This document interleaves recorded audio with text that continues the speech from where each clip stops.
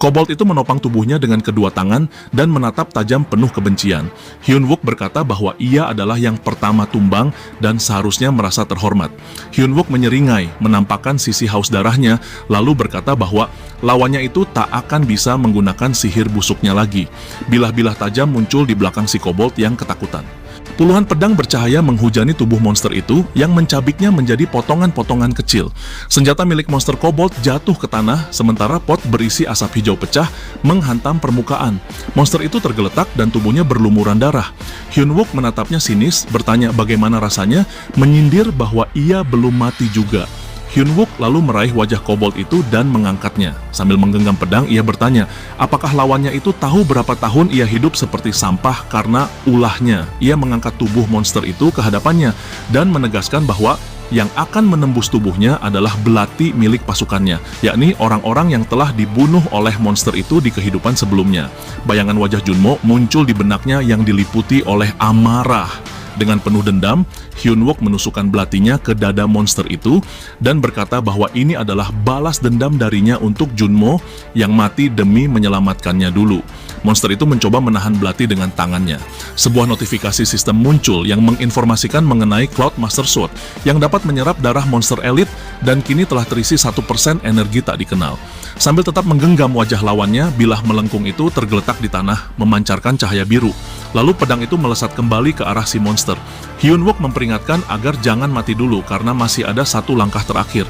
Ia menatap monster itu dengan murka dan berkata bahwa ini adalah pembalasan untuk luka di wajahnya. Belati itu kemudian menusuk kepala monster itu, menghancurkan wajahnya menjadi serpihan dan membuatnya terkapar dengan belati masih tertancap di tubuhnya. Kemudian notifikasi sistem muncul lagi, yang kini telah terisi 11% energi tak dikenal, beserta keterangan bahwa potensi senjatanya itu akan terbuka ketika semua energi tak dikenal telah penuh. Hyun-wook menatap musuh yang telah mati dengan sorot mata serius dan bergumam dalam hati bahwa akhirnya ia berhasil mengubah satu takdir yang dahulu menghantuinya sepanjang hidup. Asap hijau mulai menyebar di jalan kota. Sebuah emblem jatuh dari tubuh monster itu yang membuat Hyun-wook menatapnya dengan penuh keheranan. Notifikasi sistem pun muncul yang menyatakan bahwa medali itu bernama Demon Medal Inferno, yakni medali api neraka yang berisi kekuatan ras iblis dan merupakan item tertinggi di antara semua seri medali. Hyun-wook menatap medali itu dengan penuh kebingungan dan bertanya-tanya mengapa medali semacam itu bisa muncul di tempat ini. Ia memegang emblem itu dan teringat lambang di atas kepala seekor naga besar dengan pasukan di belakangnya. Medali neraka yang bernama Inferno itu ternyata milik seseorang. Di atas monster gajah yang kepalanya hancur, duduklah seorang pria di singgasana. Hyun-wook menyadari bahwa pria itu adalah pemilik pasukan mayat hidup dan dia adalah musuh terburuk bagi umat manusia. Hyun-wook bergumam, menyadari bahwa ia sedang berhadapan dengan seorang necromancer, yaitu penyihir kegelapan yang hampir tak diketahui informasinya. Hyun-wook mengingat masa lalunya saat dirinya berdiri di samping necromancer itu. Satu-satunya kesamaan mereka adalah sistem peningkatan kekuatan yang unik. Setelah kembali ke masa lalu, Hyun-wook sengaja menyembunyikan fakta bahwa ia bisa meningkatkan peringkatnya, dan itu semua karena pria itu. Ia menambahkan bahwa di kehidupan sebelumnya ia nyaris tak mampu menyelesaikan pertarungan terakhirnya di pusat pembuatan golem belerang dan hanya memperoleh replika Inferno yang ia dapatkan. Hyun-wook menggenggam medali itu erat, sementara mata di medali itu bersinar merah menyala. Ia menggertakkan giginya dan bertanya-tanya mengapa Inferno asli bisa ada di sini. Asap hijau pun mulai mereda. Hyun-wook menyadari bahwa gas beracun mulai menghilang. Saat itu ia membuka mulutnya, berniat menelan medali itu dan berkata bahwa ia harus segera mengonsumsinya. Tetapi sebelum sempat melakukannya, suara perempuan memanggil dari arah belakangnya. Hyun-wook pun menoleh ke arah suara itu berasal. Yuna menodongkan senjata ke arahnya, bertanya apa yang sebenarnya Hyun-wook lakukan. Hyun-wook hanya bisa tersenyum canggung, menyadari bahwa ia benar-benar melakukan kesalahan besar, sambil bertanya-tanya dalam hati, apakah Yuna melihat segala hal yang dilakukannya. Tak jauh dari tempat mereka berdiri, seorang gadis berambut merah muncul. Wanita itu melepaskan masker gasnya, lalu menyebut Yuna sebagai putri ketiga dari komandan kesatria, yang kini sudah tumbuh dewasa. Yuna menatap wanita asing itu dengan serius dan memperingatkan bahwa tempat ini adalah wilayah operasi militer, di mana warga sipil dilarang keras masuk. Namun wanita itu langsung melangkah cepat ke arah Hyun-wook dan menyapanya dengan ramah. Wanita itu kembali menyerahkan kartu namanya kepada Hyun-wook sambil memperkenalkan diri sebagai Catherine Yu, seorang kepala departemen strategi Seoul dari Guild Blue Flower. Ia juga menyebutkan bahwa dirinya adalah Hyena, putri kedua dari ketua guild swasta terkuat di Korea Selatan, dan juga seorang player kelas A. Hyun-wook mengambil kartu nama yang diberikan olehnya, sementara wanita bernama Haena itu memandangnya dengan bingung dan bertanya apakah dia mengenal dirinya.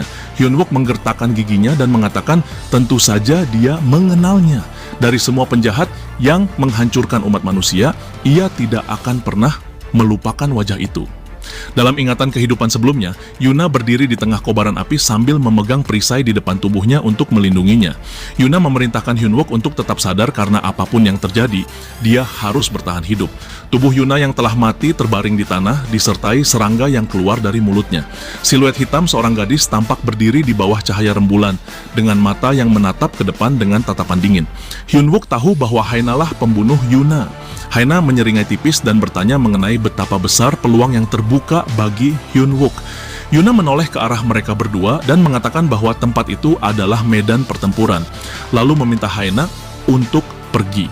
Haena memandang Yuna dengan tidak senang, lalu menegaskan bahwa seharusnya seorang prajurit tahu cara bersikap. Ia menuntut dipanggil sesuai pangkatnya, yaitu Kepala Departemen Strategi Guild Blue Flower. Kedua gadis itu saling menatap tajam, dengan mata yang menyala oleh kemarahan. Hyun-wook hanya bisa kebingungan melihat perseteruan mereka berdua. Tiba-tiba sebuah mobil muncul di dekat mereka. Pintu mobil terbuka perlahan. Komandan batalion yang bernama Kang Sok itu memandangi para prajurit dengan tatapan tajam dan memerintahkan mereka untuk berhenti. Kang Sok menoleh ke sekitar untuk melihat tumpukan mayat monster yang berserakan di jalan. Tak lama kemudian si komandan mengalihkan pandangan ke arah lain, tempat seekor monster kobold tergeletak dengan belati menancap di tubuhnya. Hyun-wook begitu terkejut dengan kehadirannya, seiring dengan kemunculan arwah masa lalunya. Ia menatap tajam ke depan sambil meraih arwahnya, yang mengatakan bahwa ia tidak bisa keluar dari sana dan memintanya untuk menyerahkan urusan itu kepadanya. Hyun-wook dan Komandan Kang Seok berdiri saling berhadapan. Ia segera menyapa Haena dan mengatakan bahwa senang akhirnya bisa bertemu kembali setelah sekian lama. Haena mengangguk dan bertanya kabarnya dengan nada ramah. Kang Seok menyampaikan rasa terima kasih atas bantuan dari guildnya, tapi menegaskan bahwa ini adalah zona operasi militer. Masuk tanpa izin, bahkan bagi anggota Blue Flower, tetap tidak dibenarkan. Ia meminta Haena untuk pergi. Haena menutup mata sambil berkata bahwa mereka hanyalah tentara yang tidak akan pernah mengerti bahwa ia memiliki urusan penting di sana. Haena mencium kartu nama itu hingga meninggalkan bekas lipstik, lalu menyelipkannya ke dalam baju zirah Hyun-wook. Pemimpin pasukan itu menyentuhkan jarinya ke hidung sang tokoh utama sambil mengisyaratkannya untuk segera menghubungi dirinya. Komandan batalion memanggil Hyun-wook. Mendengar panggilan itu, Hyun-wook berdiri tegak dan menjawab bahwa ia mendengarkan dengan saksama. Komandan menatapnya dengan serius dan mengatakan bahwa mulai saat ini dia yang akan memimpin operasi pembersihan kobold dan menyelamatkan warga sipil. Ia juga memberikan wewenang penuh untuk membagi tugas kepada anggota pasukan. Hyun-wook bertanya-tanya dalam hati apa sebenarnya yang dipikirkan sang komandan. Pria besar itu kembali memandangnya dengan tegas dan berkata bahwa setelah semuanya selesai, ia harus melaporkan langsung hasilnya. Hyun-wook berdiri membelakangi komandan dan menjawab bahwa ia akan melaksanakan semua tugasnya. Namun, ia memikirkan rencana yang tengah dijalankan oleh sang komandan. Seminggu kemudian, dengan langit yang cerah, di Batalion 1 Divisi Marinir ketiga, sebuah notifikasi sistem muncul yang menyatakan bahwa proses penyerapan logam dari medali iblis, Inferno, telah selesai. Kini, bobot logam yang bisa dikendalikan bertambah sebesar 499 gram. Dan total berat yang dapat dikendalikan saat ini mencapai 3.400 gram. Di toilet, sistem kemudian memberitahu bahwa sebuah bread room sedang terbentuk di dalam perut pengguna, dengan peringatan bahwa rasa sakit yang ditimbulkan tak tertahankan. Hyun-wook terduduk lemas di dekat toilet, dan tiba-tiba api menyembur dari mulutnya. Hyun-wook mengingatkan dirinya bahwa dia sudah pernah mengalami hal seperti ini sebelumnya, dan tubuhnya masih terlalu lemah, itulah sebabnya rasa sakitnya begitu menyiksa. Junmo masuk ke toilet sambil memanggil Hyun-wook. Ia mendekat ke pintu toilet dengan tersenyum dan bertanya, mengapa Hyun-wook menonton sesuatu yang menarik sendirian di dalam sana. Hyun-wook memegangi perutnya sambil mengatakan bahwa semua ini tidak seperti yang dia kira, lalu cahaya terang menyembur keluar dari mata dan mulutnya. Junmo bertanya, apakah dia akan memperlihatkannya nanti, lalu terlonjak mundur dari pintu toilet saat melihat cahaya menyilaukan itu. Hyun-wook berteriak bahwa dia sudah bilang sejak awal kalau dia sedang melakukan hal lain. Seminggu yang lalu, ketika berakhirnya insiden Gate di kota, Hyun-wook berdiri di samping jenazah rekan-rekannya. Ia mencatat dalam benaknya bahwa gerbang tempat sifat para kobold muncul yang awalnya diremehkan oleh semua orang, ternyata menjadi penyebab banyak insiden serius. Ia berdiri di samping ranjang dorong tempat rekannya terbaring. Beruntungnya, Sersan Seonha berhasil menyelamatkan prajurit bernama Minty dari kondisi kritis dan segera membawanya ke rumah sakit militer. Hyun Wook kemudian berdiri di panggung pelatihan di hadapan para prajurit. Ia menyampaikan bahwa setelah insiden itu, ia berhenti mencoba melindungi semua orang seorang diri. Ia mulai melatih anggota regu pendukung agar mereka setidaknya mampu melindungi diri sendiri. Namun, keputusan itu memunculkan dua masalah.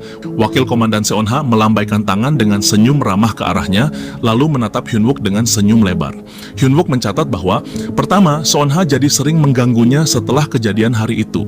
Hyun Wook pun berbalik pada gadis itu dan bertanya, ada masalah apa lagi sekarang? Sementara itu, Minty menyaksikan semua itu dari balik tembok dengan raut kesal. Hyun Wook berkata bahwa terlalu banyak variabel dalam militer untuk berharap segalanya berjalan sesuai rencana. Komandan Batalion Kang Seok menatap ke depan dengan wajah mengancam, lalu menyatakan bahwa dia memberikan kesempatan kepada Hyun Wook untuk menjadi seorang perwira. Yang kedua, Komandan Batalion mengatakan bahwa ia merasa yakin kepada Hyun Wook berkat operasi di kota Itaewon minggu lalu. Pria besar itu kemudian membuka tangannya ke samping dan mengangkatnya tinggi-tinggi. Ia menyampaikan bahwa ia memiliki impian untuk menciptakan budaya militer ideal, di mana pangkat bukanlah hal yang lebih penting daripada keyakinan pribadi. Hyun Wook memalingkan wajahnya, mencoba menahan rasa antusias yang muncul, sambil bertanya-tanya dalam hati, kenapa ia harus ikut mewujudkan fantasi seperti itu. Lalu Hyun Wook mengatakan bahwa ia akan mempertimbangkannya selama masa cuti nanti. Cuaca di atas stasiun cerah. Hyun Wook menyadari bahwa setelah 3 minggu, akhirnya hari libur telah tiba. Di hari pertama libur, seorang warga memandang takut ke arah cahaya terang yang bersinar dari dalam toilet. Sistem memberi ucapan selamat kepada Hyun Wook karena telah memenuhi syarat khusus dan memperoleh kemampuan baru. Informasi sistem pun muncul yang menyatakan kemampuan bernama napas api, dengan efek utama yang dapat menciptakan ruang pembakaran di dalam tubuh makhluk hidup, beserta efek tambahan untuk menyerap logam menjadi lebih cepat. Namun semakin efisien ruang pembakarannya, semakin besar pula rasa sakit yang ditimbulkan. Dan skill lainnya berupa teknik napas api, yang dapat menyimpan logam di ruang pernapasan dan membakarnya saat menghembuskan napas. Terdapat juga catatan yang berisi bahwa peningkatan skill akan meningkat ketika kondisi rahasia terpenuhi. Hyun Wook duduk di toilet dengan wajah kelelahan sambil merasa lega karena akhirnya ia bisa berhenti melakukan hal-hal yang menimbulkan gosip seolah ia sedang melakukan sesuatu yang aneh di toilet. Ia berdiri di depan cermin dan merenungkan bahwa dalam kondisi seperti ini, kemungkinan besar ia tak akan mampu menghadapi gerbang berikutnya. Seorang tentara yang tampak seperti Komandan Kang Sok berdiri di hadapan paparazzi. Para reporter bertanya apa maksudnya dengan semua pernyataannya dan apa yang dimaksud dengan menyerah dari stasiun Seoul. Pria itu menunduk sementara para wartawan menuntut klarifikasi dari pihak militer dan pemerintah, mempertanyakan apakah mereka benar-benar akan meninggalkan warga yang terjebak di stasiun itu. Para penduduk memukul-mukul pintu dengan wajah panik, memohon agar dibebaskan dan diselamatkan. MC keluar dari gedung dan berpikir bahwa ia harus benar-benar mempersiapkan diri selama masa cuti kali ini. Sudah saatnya ia memengaruhi masa depan secara nyata. Seonha memegang sebatang rokok di tangannya sambil mengeluh bahwa sudah lama sekali sejak terakhir ia liburan dan merasa jika militer memang menyebalkan. Wakil komandan itu berdiri di luar sambil mencoba menyalakan rokok sambil mengeluh tentang pemantik yang tidak berfungsi. Hyun Wook menoleh dengan tampak terkejut. Seonha menatap Hyun Wook dengan tatapan terkejut, membuat mereka berdiri saling berhadapan, lalu bertanya, apakah Hyun Wook punya pemantik? Namun tak lama, Seonha tanpa sadar telah memperlihatkan sifat aslinya. Di dalam kereta yang melaju, Hyun Wook dan Seonha duduk bersebelahan dengan canggung. Seonha lalu membuka pembicaraan dengan bertanya, apakah Hyun Wook sudah lama tak liburan? Karena orang tuanya pasti akan senang. Namun Hyun Wook membalas bahwa orang tuanya telah tiada sejak dirinya masih muda. Ia tidak mempermasalahkan itu meskipun awalnya sulit. Tetapi ketika dewasa, banyak orang yang dianggapnya seperti keluarga. Seonha bertanya, keluarga seperti apa yang dimaksud?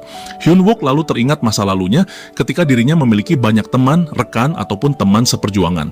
Namun ia merasa sebutan teman seperjuangan lebih tepat. Hyun Wook turun dari kereta di kota bernama Yeongdupo. Ia berencana memastikan persiapan untuk menghadapi masa depannya dalam waktu 3 malam 4 hari. Dan hal pertama yang dibutuhkan untuk itu adalah uang. Hyun Wook melihat sebuah poster bertuliskan Blue Tree.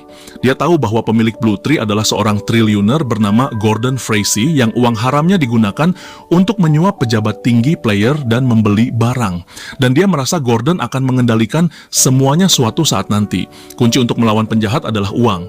Walaupun tidak memiliki uang sebanyak itu, tetapi setidaknya memiliki uang sangat diperlukan agar tidak terseret ke dalam permainan uang Gordon. Di kota itu, Hyun Wook masuk ke dalam gedung yang terdapat papan bertuliskan Hope Guild di depannya. Hyun Wook yang menaiki tangga mendengar suara pertengkaran seseorang. Di dalam kantor, seorang bernama Won Chul sedang adu mulut mengenai bisnisnya yang tampak rumit. Lalu Hyun Wook memasuki kantor itu yang segera disambut dengan ramah oleh orang yang sedang diintimidasi. Pria bernama Won Chul itu segera berlari kegirangan ketika menghampiri Hyun Wook sambil menyapanya dengan panggilan Kaleng. Di masa sekolahnya, Won Chul memperkenalkan dirinya sebagai seorang awakened sama seperti Hyun Wook muda, yang dengan senang hati berjabat tangan dengannya. Namun kini, Hyun Wook merasa tak perlu menyapa, karena dia datang ke sana hanya untuk bertemu dengan Chul Seo yang segera disapanya. Chul Seo menanyai kabar Hyun Wook, sementara Won Chul merasa kesal terhadap sifatnya. Won Chul yang marah berusaha mengingatkan kembali masa lalunya kepada Hyun Wook. Dulu, Hyun Wook muda hanya bisa mengendalikan benda-benda logam kecil sambil diperhatikan banyak orang. Namun saat itu Won Chul tidak merasa puas terhadap kemampuan itu. Ia menganggap status awakened Hyun Wook hanyalah bualan, lalu memukulnya di hadapan orang-orang dan berkata bahwa dia akan membunuh Hyun Wook jika berbicara tentang awakened lagi. Namun sekarang, Won Chul yang seorang player rank C dan merupakan player andalan Hope Guild masih saja bersifat temperamental dan berniat menghajar Hyun Wook. Won Chul menantang Hyun Wook untuk saling hajar seperti masa lalu mereka dulu. Namun Chul Seo berusaha menenangkannya, tetapi Won Chul justru semakin marah dan berniat menghajar Chul Seo juga. Kemudian tiba-tiba saja Hyun Wook menantang Won Chul untuk menghajarnya, yang membuat Won Chul terkejut. Hyun Wook yang dingin mengulangi perkataannya kembali. Won Chul yang makin marah segera memukulkan tangannya ke arah Hyun Wook, namun Hyun Wook begitu tenang.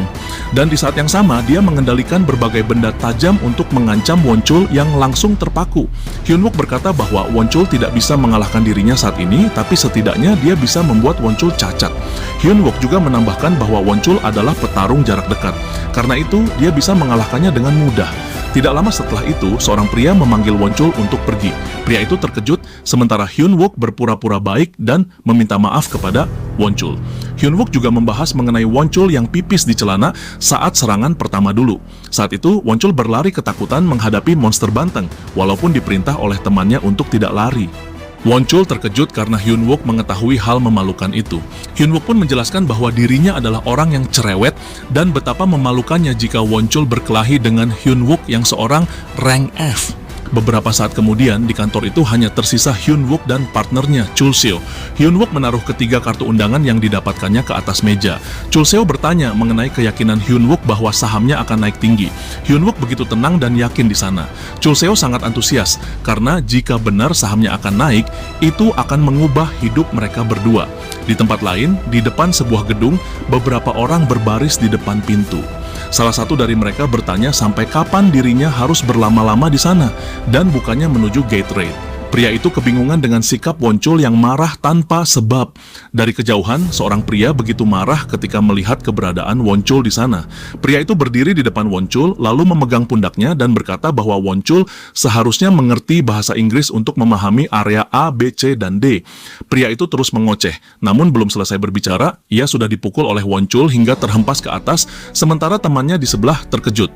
Won Chul dengan sangat marah terus memukuli pria itu di jalanan tanpa henti hingga membuatnya makin gila. Orang-orang yang melihatnya hanya bisa kaget dan kebingungan. Setelah puas memukul, Won Chul meminta temannya untuk mencari tahu keberadaan Hyun Wook. Won Chul yang dipenuhi amarah bersumpah akan menghajar Hyun Wook. Chul Seo kembali menatap tabletnya dengan masih dalam keterkejutan dan berkata bahwa jika saham itu benar-benar melesat naik, maka hidup mereka akan berubah total. Chul Seo adalah pemimpin Guild Hope, seorang pemain yang memimpin pembukaan kembali jalur kenaikan peringkat F dan menjadi penolong Hyun Wook serta orang yang menemukan cara untuk meningkatkan kemampuannya. Chul Seo meminta maaf kepada Hyun Wook karena ia sulit mempercayainya. Di dalam kantor, mereka duduk berhadapan. Hyun Wook memaklumi reaksi partnernya itu, sebab memang sulit untuk mempercayai seseorang yang tiba-tiba muncul dan menawarkan harapan untuk mengubah hidup sepenuhnya hanya dengan uang. Di atas meja masih ada 3 kartu nama. Chul Seo bertanya apakah mungkin semua ini hanya siasat untuk memata-matai. Hyun Wook menempelkan telapak tangan ke dadanya dan berkata apakah seseorang seperti dirinya tak dapat dipercaya. Chul Seo menatapnya dengan terkejut lalu berkata bahwa tentu saja ia mempercayainya. Hyun Wook tersenyum tipis dan berpikir bahwa ia sudah mengatakan semuanya, kecuali bahwa informasi ini ia peroleh dari kehidupan masa lalunya. Hyun Wook menyuruhnya melihat sendiri bahwa ia tidak berbohong. Di ponsel terdapat pesan dari komandan batalion. Hyun Wook bertanya pada sang komandan melalui pesan, apakah ia masih mengingat percakapan mereka mengenai pangkat perwira itu. Komandan menjawab bahwa tentu saja ia ingat. Untuk seseorang dengan peringkat F, tawaran itu memang sulit untuk diwujudkan. Tetapi ia akan memberikan rekomendasi dan berusaha keras agar jabatan itu bisa diberikan. Meskipun keputusan akhirnya tetap berada di tangan pemuda itu sendiri. Chul Seo menatap pesan-pesan itu dengan tatapan tak percaya sambil berkata bahwa semua itu memang sungguhan. Hyun Wook lalu menyerahkan uangnya dan menyatakan bahwa ia ingin mempercayakan investasinya. Walaupun 20 juta won bukan jumlah besar, tetapi hanya itu yang ia miliki sepeninggalan dari orang tuanya. Chul Seo pun menerima uang itu dan merasa tersentuh karena Hyun Wook percaya kepada dirinya, lalu mengucapkan terima kasih. Di masa lalunya Hyun Wook sedang bersedih, tetapi Chul Seo duduk dan merangkulnya di samping, sambil berkata bahwa setiap orang di dunia ini memiliki bakatnya masing-masing, dan di masa kini, bakat itu disebut sebagai ability. Chul Seo lalu menyuruhnya untuk tidak menyalahkan diri sendiri dan teruslah hidup hingga pada akhirnya bakat mereka juga akan diakui sebagai abilities. Kembali ke masa kini, Hyun Wook menatap temannya itu dengan senyum dan bergumam bahwa investasi ini adalah caranya membalas kebaikan yang pernah ia terima di kehidupan lamanya saat ia tak memiliki apapun.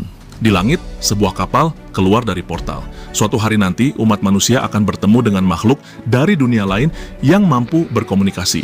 Mereka menggunakan teknologi hasil interaksi bersama makhluk itu yang membuat Gate War mengalami titik balik yang signifikan, serta sangat penting untuk menghentikan Gate dan Waves di masa depan. Namun, untuk melakukan itu, dibutuhkan seorang ahli yang mampu berkomunikasi dengan makhluk dari dunia lain itu dan menerima pengetahuan teknologinya. Dan saat itulah seorang ahli sangat dibutuhkan.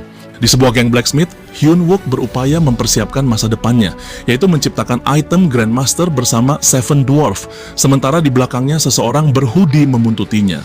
Hyun Wook memasuki toko pandai besi dengan pria tua di dalamnya yang sedang menempa. Si pria tua hanya berkata memerintah Hyun Wook agar jangan terpengaruh dengan orang lain dan cari saja apa yang dia inginkan. Pria tua itu bernama Jong-do yang memiliki kepribadian eksentrik sehingga sering diabaikan dan mengalami kesulitan keuangan sebagai blacksmith. Hyun Wook hanya tersenyum, merasa mengerti. Jong-do terus bekerja, sementara Hyun Wook memperhatikan bahwa dia sedang menempa sebuah tombak dari bahan orichalcum.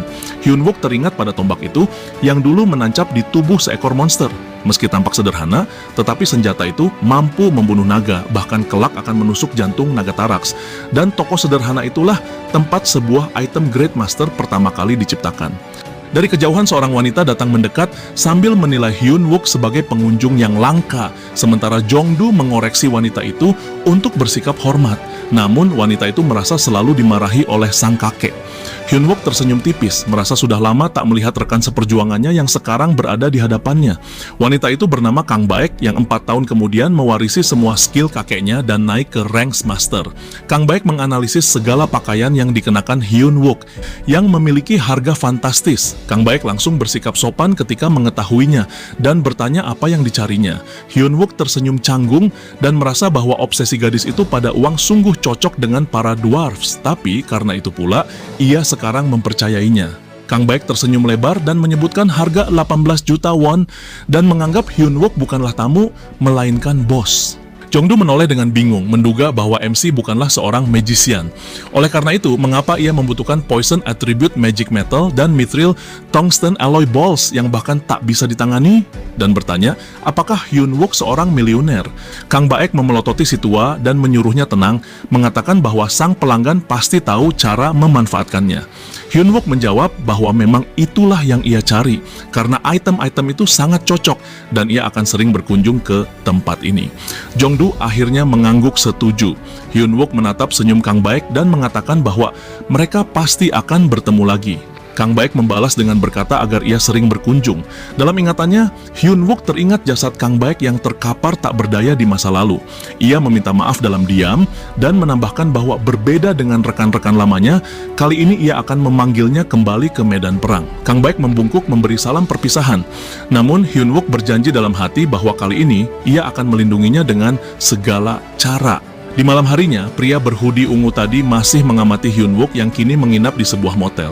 Sementara itu, di kamarnya, Hyun Wook meraih tasnya dan duduk di atas ranjang dengan menyilangkan kaki. Ia berpikir bahwa di akhir masa liburannya nanti, resistansi terhadap racunnya harus meningkat signifikan, begitu pula dengan bobot logam yang mampu ia kendalikan. Sistem menginformasikan bahwa logam beracun yang telah disihir sedang dalam proses penyerapan dan tersisa 19 menit 59 detik sampai seluruh logam itu terserap. Setelahnya, resistansinya terhadap racun akan meningkat sedikit. Dia memejamkan mata dan merasa bahwa biasanya proses ini memakan waktu lama. Tetapi kali ini, ia memiliki breath room yang mempercepatnya. Sepotong logam yang berada di dalam perutnya segera terbakar sampai akhirnya melebur. Namun sebuah informasi skill memperingatkan bahwa proses itu akan memberikan rasa sakit yang hebat. Hyun Wook membelalakan mata dan sistem kembali memberi peringatan bahwa rasa sakit hebat terus bermunculan. Dia menggenggam selimutnya erat-erat dan menggeram bahwa ia sudah tahu kesakitan itu. Ia meringis menahan nyeri karena dirinya tak punya waktu lagi sampai gate di stasiun Seoul terjadi. Ia harus memakan semuanya dan menanggung rasa sakit itu. Pria berhoodie tadi menunjuk ke arah sebuah gedung untuk memberitahu Won Chul bahwa Hyun Wook ada di sana. Tetapi tidak ada yang tahu apa yang sedang dilakukannya di sana sebab dia belum keluar selama 2 hari. Cahaya malam merambat masuk ke dalam kamar. Sebuah sistem memberitahu bahwa Hyun Wook telah teracuni oleh berbagai jenis racun dan di bawahnya bertuliskan resistensi terhadap racun tercipta pada level 2. 17.000 gram berat logam yang dapat dikontrol dan meningkatnya metal detection ability sehingga mampu mendeteksi logam hingga 500 gram dalam jarak 135 meter. Hyun Wook berdiri di dekat jendela dengan aura kuat di sekeliling tubuhnya. Dia memandangi notifikasi sistem dengan ekspresi serius sambil bertanya-tanya, kenapa metal resistance-nya hanya mencapai level 2, bukannya lebih dari itu. Namun, tetap saja, setidaknya berat logam yang bisa dikendalikan cukup untuk mengontrol 60 belati. Sistem kemudian mengucapkan selamat kepadanya karena telah berhasil melewati hidden breakthrough pertama dan memperoleh kemampuan baru, yaitu Metal Strike. Kemampuan itu memungkinkan pengguna menghancurkan logam tertentu dengan mengonsumsi mana, dan jumlah mana yang dibutuhkan bergantung pada banyaknya logam. Hyun Wook merasa puas dan menyadari bahwa ini adalah kemampuan penghancur yang sangat kuat. Dengan kemampuan itu, dia bisa menonaktifkan hampir semua perlengkapan hanya dengan satu tebasan. Dan betapa beruntungnya dia karena mendapatkan kemampuan itu sekarang. Tiba-tiba, petir menyambar benaknya. Perhatiannya teralihkan melihat Won Chul yang menerobos pintu kamar dengan kepalan tangan. Hyun Wook memandang kawan lamanya itu dengan marah, yang mengklaim bahwa Hyun Wook tidak terkejut sama sekali, dan bertanya apa yang sedang disembunyikannya di dalam sana. Hyun Wook menatap Won Chul dengan tidak senang. Ia menjawab bahwa dirinya seorang tentara, dan ada banyak hal yang dilarang baginya. Dia lalu menyuruh Won Chul pergi. Won Chul menyeringai sinis dan mengabaikannya, lalu menerjang Hyun Wook dengan marah. Ia juga menganggap Hyun Wook takut akan kematian, sehingga mengarang alasan-alasan bodoh. Dengan tinju yang diangkat, Won Chul meneriakkan agar Hyun Wook mati saja. Hyun Wook mengatupkan bibirnya rapat-rapat dan mengangkat tangannya. Won Chul memandang dengan bingung. Tangan Hyun Wook kini dilapisi oleh logam, yang membuat lawannya terkejut dan bertanya apa yang terjadi pada tubuhnya. Hyun Wook menggenggam kepalan Won Chul dengan erat dan menyarankan agar mereka melanjutkan pertarungan di luar saja agar tidak mengganggu warga sipil. Orang-orang mulai keluar dari kamar mereka karena penasaran. Won Chul menatap Hyun Wook dengan jijik dan menyebutnya sebagai kaleng berjalan yang menyedihkan. Lalu ia menendangnya sambil mengejek, menanyakan apakah ia akan terus berpura-pura hingga akhir. Hyun Wook menghindar dan berkata bahwa 2 hari lalu itu memang berpura-pura, tetapi sekarang tidak. Ia mengayunkan tinjunya ke arah perut lawannya. Won Chul pun mengerut menahan rasa sakit. Hyun Wook menatapnya dengan dingin dan berkata bahwa ia hanya akan mengajukan satu pertanyaan. Ia kemudian melirik tajam ke arah lawannya yang terbaring itu dan berkata bahwa semua ini belum seberapa dibandingkan apa yang telah dilakukannya kepada dirinya. Ia bertanya, mengapa Won Chul sampai melakukan semuanya sejauh ini? Wonchul tersenyum miring dan menyindir bahwa hanya karena satu pukulan. Bukan berarti Hyun Wook menjadi besar kepala. Simbol sihir lalu muncul di kakinya. Dia memperingatkan agar Hyun Wook tak menatapnya dengan pandangan merendahkan. Hyun Wook menggertakkan gigi. Ia menatapnya dengan rasa takut, lalu bertanya, apakah pria itu tidak sadar bahwa pertarungan seperti ini bisa membahayakan warga sipil. Wonchul mengernyitkan dahi dan tidak memperdulikan peringatan itu. Hyun Wook terdiam menatap lawannya dengan bingung, dan merasa Wonchul sudah kehilangan akal. Ia melirik ke arah jendela, menyadari bahwa lawannya hanya mengincar dirinya, dan satu-satunya cara meminimalkan kerusakan bangunan adalah dengan membawanya ke luar. Tanpa ragu, Hyun Wook melompat ke arah jendela, lalu diikuti Wonchul yang meneriakkan kemarahan, bertanya kemana ia akan pergi. Hyun Wook berusaha melompat dari sana, tetapi Wonchul memukul tubuhnya dari samping. Hyun Wook terlempar keluar jendela, lalu menghantam tembok gedung. Wonchul segera mengejar sambil berteriak bahwa ia akan menghabisinya. Hyun Wook menggunakan kemampuan hardening dan metal kontrolnya untuk menghindari serangan Wonchul di udara. Wonchul terkejut melihat kemampuan Hyun Wook yang dapat mengubah arah di udara. Hyun Wook pun dapat mendarat dengan aman. Ia menyadari jika kondisinya saat ini tidak memungkinkan dirinya untuk terbang dengan bebas seperti di kehidupan sebelumnya, tetapi dia mampu mengendalikan tubuhnya dengan kombinasi kedua kemampuannya tadi. Wonchul yang masih di udara berniat menghantamkan kakinya kepada Hyun Wook sambil berkata bahwa Hyun Wook hanya menggunakan teknik rendahan yang tak ada gunanya. Namun, Hyun Wook mampu menghindari serangan itu. Semua orang di hotel itu menyaksikan perseteruan kedua player itu. Wonchul yang kesal hanya bisa meremehkan Hyun Wook yang terus-terusan menghindar, lalu dengan segera ia melancarkan serangan lagi sambil menantang lawannya. Tendangan cepat Wonchul dapat dihindari dengan mudah oleh Hyun Wook, sementara mobil-mobil di sekitarnya mulai tertiup akibat angin dari tendangan cepat itu. Semua orang di dalam hotel terlihat panik mengetahui keributan itu, yang membuat mereka tidak bisa ke lantai 1 sekarang, tetapi salah satu dari mereka telah melaporkan kejadian itu dan meminta semua orang sabar menunggu. Sambil berusaha menghindari serangan, Hyun Wook menyadari bahwa terdapat banyak warga sipil yang mengawasinya.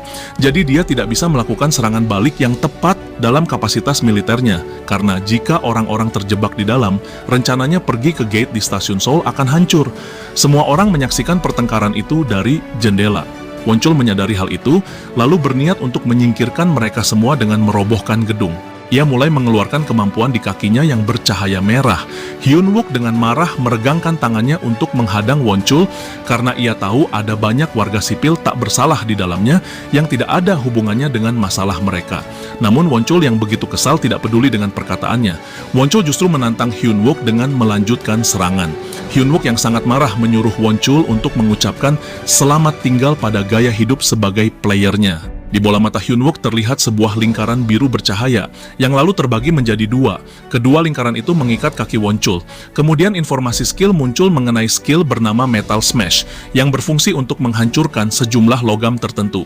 Skill itu membuat kaki Wonchul terluka parah dengan darahnya yang menyiprat ke wajah Hyun Wook, yang membuat baja pelindung kakinya terlepas dan sedikit menghancurkan gedung.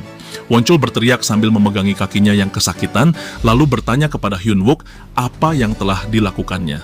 Hyun Wook menanyakan satu hal kepadanya, mengapa ia melakukan hal seperti barusan. Wonchul hanya menjawab bahwa ia hanya perlu membunuhnya, sama seperti nyamuk yang mengganggu, yang lalu dibalas oleh Hyun Wook bahwa dirinya adalah serigala yang menggeram karena alasan. Hyun Wook juga menerangkan bahwa orang yang terobsesi dengan harga diri seperti Wonchul tidak pantas menjadi player, karena orang seperti itu selalu menjadi penjahat. Wonchul marah mendengar itu, lalu telunjuk Hyun Wook diarahkan kepadanya yang digunakan untuk menusukkan besi dari belakangnya, untuk mengisyaratkan Wonchul agar tidak muncul di hadapannya lagi, dan menambahkan betapa beruntungnya Wonchul berada di sini. Di pagi harinya, polisi mulai berdatangan ke gedung tempat kejadian itu, sementara Hyun Wook dimintai keterangan di unit Specialist Awakener. Penjelasan Hyun Wook mengenai kejadian semalam cocok dengan kesaksian para saksi, sehingga dirinya dipercayai.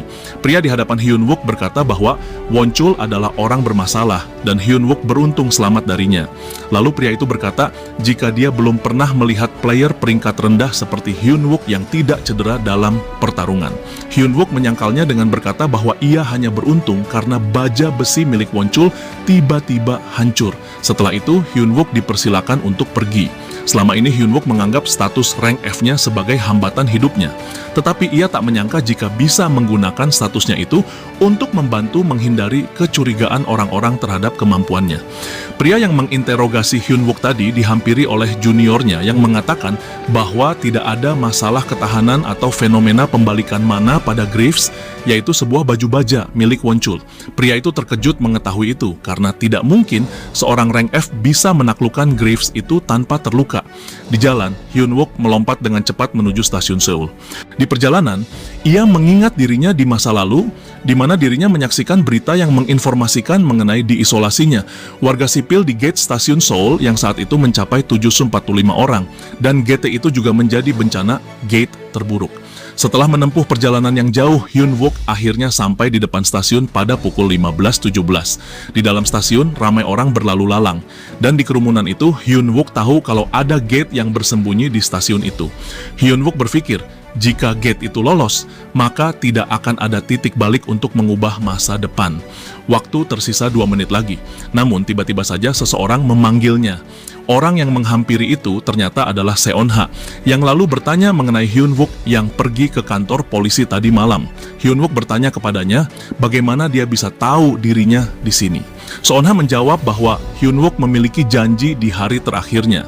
Hyun Wook menyadari jika dirinya telah mengubah masa depan dengan keberadaan Seon Ha di stasiun itu. Waktu tersisa 1 menit sampai gate terburuk terbuka. Seon Ha bertanya lagi dan meminta penjelasan mengenai perginya Hyun Wook ke kantor polisi. Namun Hyun Wook merasa tidak punya waktu untuk membiarkan wakil komandannya itu pergi, karena ia harus tetap melanjutkan rencananya terlebih dahulu. Tiba-tiba Hyun Wook melemparkan tasnya yang isinya berupa bola-bola kecil dan membiarkannya tergeletak di lantai, sementara orang-orang terkejut melihat itu. Begitu juga dengan Seon Ha yang bertanya tentang perlakuan Hyun Wook itu, yang bahkan tidak menjawab pertanyaannya. Hyun Wook justru meminta Seon Ha untuk lari ke tempat masker gas berada ketika dia memberi aba-aba. Seon Ha terkejut mendengar perkataannya itu. Tiba-tiba, sebuah gas berwarna ungu mulai menyebar dari gate yang bermunculan.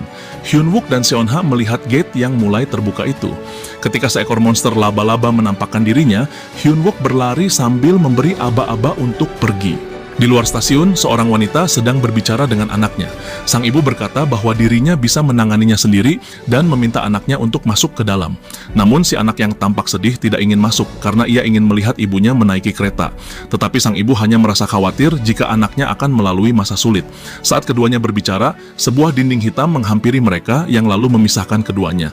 Wanita itu berteriak memanggil anaknya yang terjebak, sementara dinding hitam itu menjadi bundaran besar yang mengelilingi seluruh stasiun dengan di atasnya terdapat pemberitahuan event berwarna merah bernama Event Sial sedang terjadi, beserta waktu mundur. Hyun Wook berkata akan memberi aba-aba selagi sebuah gate mulai membesar. Hyun Wook meminta wakil komandan Seon Ha untuk pergi ke tempat masker gas berada ketika diberi aba-aba nanti. Saat seekor monster laba-laba keluar dari gate itu, Hyun Wook memberinya aba-aba. Monster itu berteriak yang membuat orang-orang berlarian.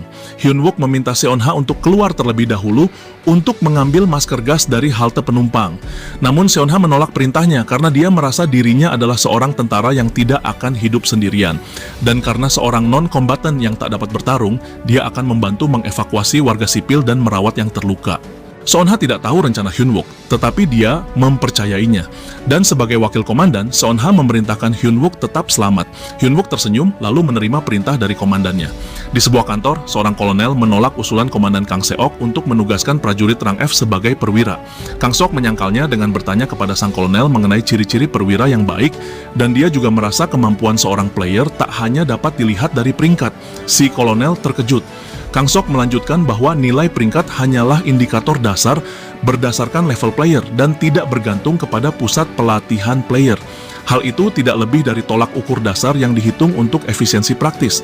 Dan meskipun sistem pemeringkatan didasarkan pada kenaikan level, kemampuan yang diremehkan tidak diakui di lapangan. Sang kolonel yang bernama Jong Chul itu tidak setuju dan merasa sedang diberi pelajaran. Alasan Kolonel Jongchul tidak setuju dengan usulan Kang Seok adalah jika para veteran bergabung dengan guild sipil, itu akan membuat guild militer kesulitan untuk merekrut mereka. Karena hal itu, nantinya tidak akan ada yang melamar sebagai AMT jika seorang rank F ditugaskan sebagai perwira. Sang kolonel yang marah bertanya balik, apakah Kang Sok berusaha menghapus AMT? Kang Sok hanya termenung mendengar perkataan itu. Kolonel Jongchul tetap bersikeras menolak usulannya. Telepon di meja berdering yang segera diangkat oleh si kolonel.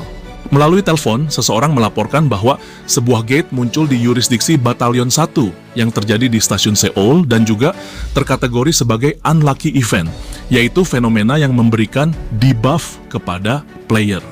Kedua orang di ruangan itu terkejut. Di dalam stasiun, dua orang menyemburkan api dengan sihir ke arah monster laba-laba. Salah satu orang bertanya jenis monster apa yang sedang dihadapinya kepada ketua timnya. Semburan api itu membuat monster laba-laba bertambah marah yang lalu menyerang orang yang menyemburkan api itu, tetapi temannya segera menolong. Seorang player bernama Minhu menyadari jika serangan apinya tidak berpengaruh. Ia lalu memberi perintah untuk menggunakan mantra pembekuan. Mantra itu berhasil membuat kaiju si monster membeku dan tidak bergerak. Minhu menyadari bahwa monster itu terlalu besar sehingga pembekuannya itu tidak bertahan lama dan harus segera menghabisinya. Ia lalu segera bertindak melancarkan serangan sendirian. Namun laba-laba itu tersadar kembali sehingga memberikan serangan kepada Minhu yang berada di atasnya. Minhu pun menggunakan pertahanannya sementara bola-bola besi menghantam laba-laba itu. Bola-bola metal itu milik Hyun Wook yang menjelaskan bahwa monster itu bernama Venomous Armored Spider yang memiliki kulit baja. Hyun Wook pun muncul dengan gagah lalu segera bersiap menyerang tanpa ragu. Laba-laba itu kesakitan karena tubuhnya terikat oleh kemampuan cahaya berwarna biru milik Hyun Wook. Kemudian sistem memberikan informasi mengenai skill bernama Metal Crush yang berfungsi menghancurkan sejumlah logam dengan mengonsumsi mana. Secara drastis mananya mulai berkurang sampai tersisa 76%. Dua lingkaran muncul di mata Hyun Wook. Lingkaran itu menghantam si monster laba-laba. Semua orang terkejut melihat kemampuan Hyun Wook.